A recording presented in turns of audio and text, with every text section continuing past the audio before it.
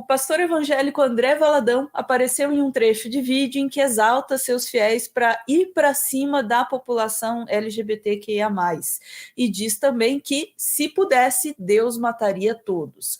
O discurso de ódio do pastor não passou batido e deve ter consequências. Ah, não! O que vale é toda forma de amor. Deixa casar. Deixa viver.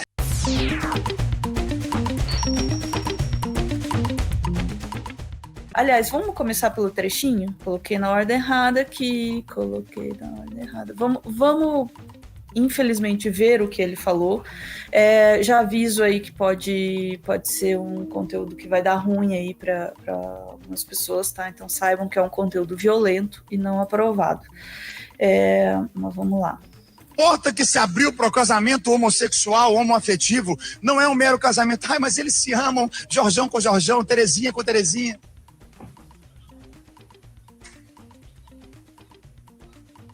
Ah, não! O que vale é toda forma de amor. Deixa casar. Deixa viver. Aí hoje você vê nas paradas homens e mulheres nuas, com seus órgãos genitais completamente expostos, dançando na frente de crianças. Aí você horroriza. Ah, que absurdo! Mas essa porta foi aberta quando nós tratamos como normal aquilo que a Bíblia já condena. Então agora é hora de tomar as cordas de volta e dizer, não. Pode parar, reseta. Aí Deus fala, não posso mais. Já meti esse arco-íris aí. Se eu pudesse, eu matava tudo e começava tudo de novo. Mas já prometi para mim mesmo que eu não posso, então agora tá com vocês. Eu não vou passar o resto aí, porque já é ofensa demais. Mas eu quis passar um trecho um pouco mais longo, porque muitas vezes, né, as pessoas falam esse tipo de coisa e depois vem, mas está fora de contexto, né? Eu não sei em que contexto isso é adequado de se falar, né? Mas sempre tem essa, não, está editado, não está tudo, né? Não está inteiro, então tá aí, né? Um trecho bem longo ali para a gente ver. E aí eu queria colocar um comentário de como isso foi apresentado no Jornal da Band, para a gente falar dessas consequências que o André Valadão já está tendo, né, a respeito da fala dele. A liberdade de expressão, ela para quando ela passa a ser um ato de violência contra alguém ou contra uma instituição. O que ele não pode é incitar as pessoas a matarem as outras por causa disso. Aí é que reside o crime. Isso é um absurdo. Não se mata em nome de Deus. Isso se fez lá na época da Inquisição. Mas foi o que ele fez, né? Não tem explicação, não tem remendo possível para essa fala de André Valadão. O que ele fez e repetiu foi sugerir a morte de pessoas homossexuais. O que ele fez foi usar o nome de Deus para tentar incitar ódio e preconceito. Ao defender um crime, Valadão ataca também os verdadeiros cristãos evangélicos, que sabem a importância de respeitar as diferenças. Eu queria trazer a forma como isso foi colocado num jornal tradicional, né, considerado mídia hegemônica, um jornal da Band, pela Adriana Araújo, porque já é uma postura um pouco diferente do que a gente está acostumado a ver, que é simplesmente dizer, ele disse isso, fulano falou aquilo outro. E finalmente isso aparecendo num jornal com a âncora dizendo aquilo que olha, isso daqui é um crime de ódio, isso daqui é um discurso de ódio, isso daqui não pode, né, deixando absolutamente claro, né, o mínimo que se pode fazer. Mas podemos ir mais além, né, além, né, de levar a lapada no Jornal da Band, Valadão obviamente vai sofrer as consequências jurídicas também. Então a gente tem o senador Fabiano Contarato, muito bem, já foi fazer um pedido no Ministério Público Federal pedindo a prisão preventiva do André Valadão e reparação no valor mínimo de R$1 milhão por danos morais coletivos pelo discurso de ódio, pela conduta que não se restringiu a uma pessoa determinada, mas todo o grupo de pessoas LGBTQIA+. Além disso, a Erika Hilton também já pediu, né, uma abertura de uma investigação criminal no Ministério Público contra o André Valadão. Então, a gente já tem algumas ações sendo abertas, sendo tomadas.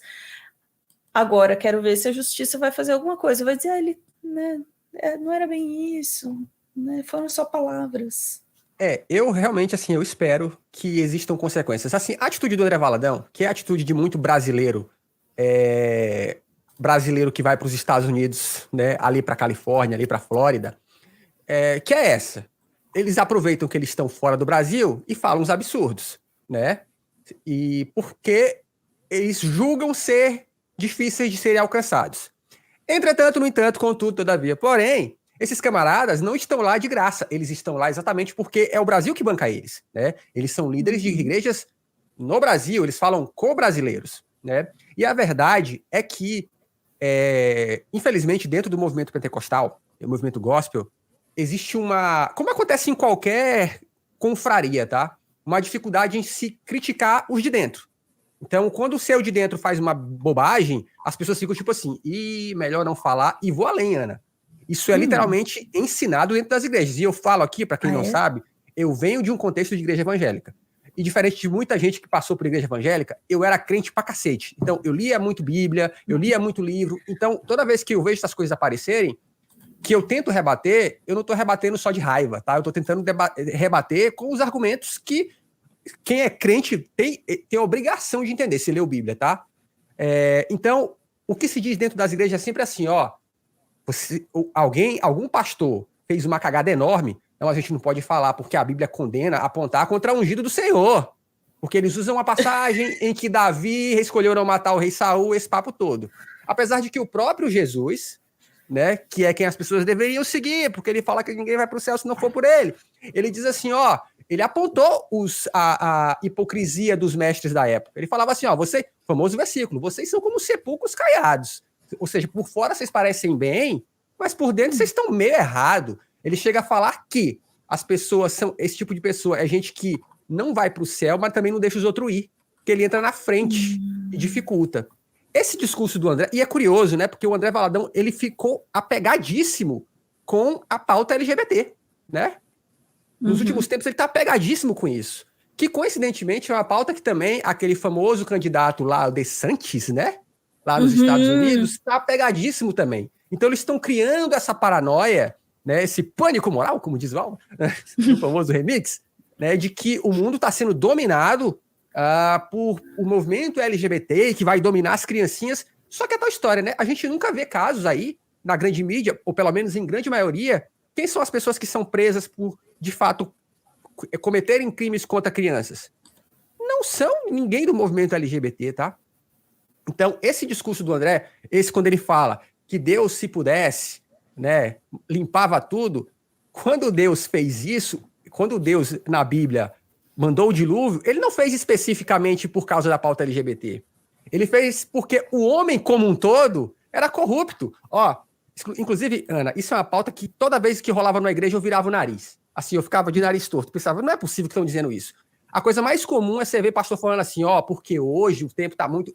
Hoje está muito violento. Antes não era assim. Se você abre a Bíblia lá em Gênesis, no comecinho da Bíblia diz assim, ó, que um cara matou outro porque o cara pisou no pé dele.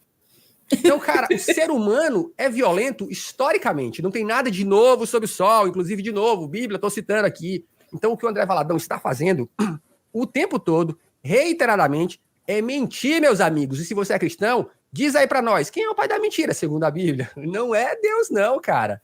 O que o André Valadão está fazendo é usar a palavra de Deus, é usar você, que acredita nele, como massa de manobra, para que ele continue enriquecendo, tá? Para que ele continue...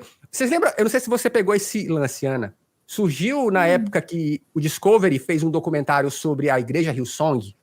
O Discovery fez um baita documentário, bom pra caramba. Eu fiquei surpreso de ser do Discovery. Onde ele mostra um pastor também desse descolado, de jovem, que no final das contas estava envolvido com escândalo sexual.